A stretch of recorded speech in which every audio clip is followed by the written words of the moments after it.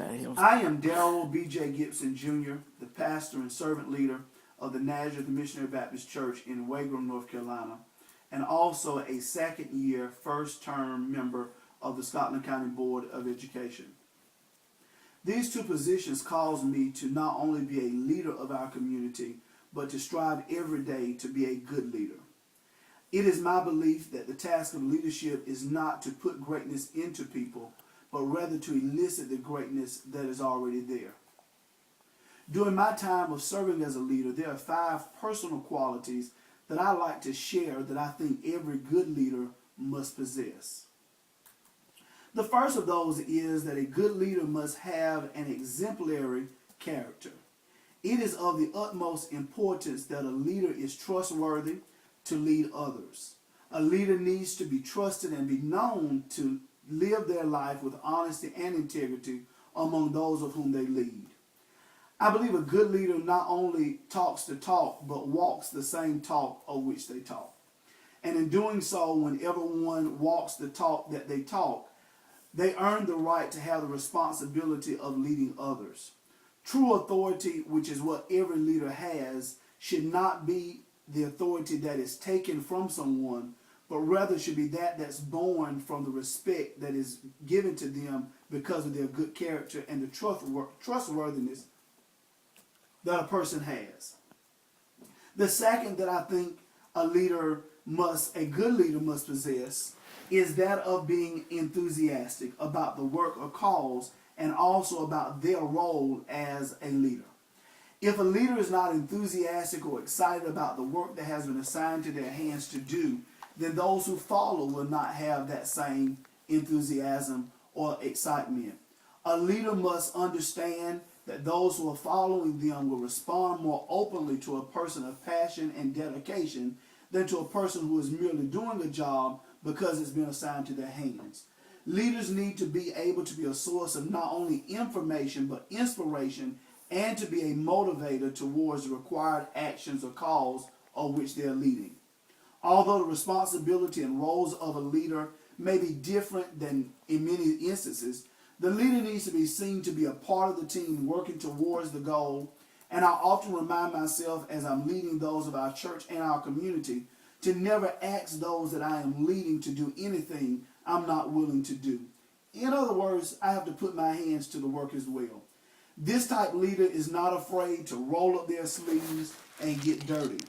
Leaders have to be willing to get dirty if those who follow them are going to be a part of the work. I do believe that leaders have to be confident. In order to lead and set direction for those who you are leading, a leader needs to have the appearance and understanding that they are confident not only as a leader, but as a person. A leader must be confident in who they are, knowing that what they're doing, they've been called to do that and have been equipped to do that as well. Such a person inspires confidence in others and draws out the trust and best efforts of the team to complete the task very well. A leader who conveys confidence towards the proposed objective inspires the best effort from team members. When a leader does not have confidence in themselves and in the belief that the team can accomplish what has been assigned to their hands, the team also lacks that confidence, and it makes getting the job done very difficult. The fourth trait that I found that a good leader must have is that a good leader must remain focused regardless of what's going on around them. A good leader has to keep the main goal in focus and be able to think analytically. Not only does a good leader view a situation as a whole rather than a part, but is also able to break it down into subparts for closer inspection. Oftentimes, whenever all a leader can see is the whole, they miss sight on the small parts of which they're able to accomplish. While we're watching the small portions, we have to remember that the bigger picture is what's important. Not only is the goal in view as we're watching it in small proportions, but a good leader must break it down into manageable steps and make progress towards what our goal is and stay focused. Finally, I believe that a leader has to be committed to excellence. It is my belief throughout our school board, as well as my local church, that everything we do, we have to be committed to providing excellence to those of whom we serve. So it's my goal as a school board member to ensure that every classroom is offering excellent education to every student.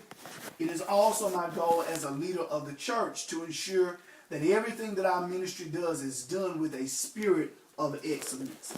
In my opinion, second best does not lead to success. We do not aim to be second best, but we aim to be committed to excellence in everything. Good leaders not only maintain high standards, but also have to be proactive in raising the bar in order to achieve excellence in all areas. I don't think we ever accomplish or get to the place where we can be satisfied, but in all things we have to be willing to push and always do better. Dwight D. Eisenhower once said that leadership is the art of getting someone else to do something that you want done merely because he wants to do it.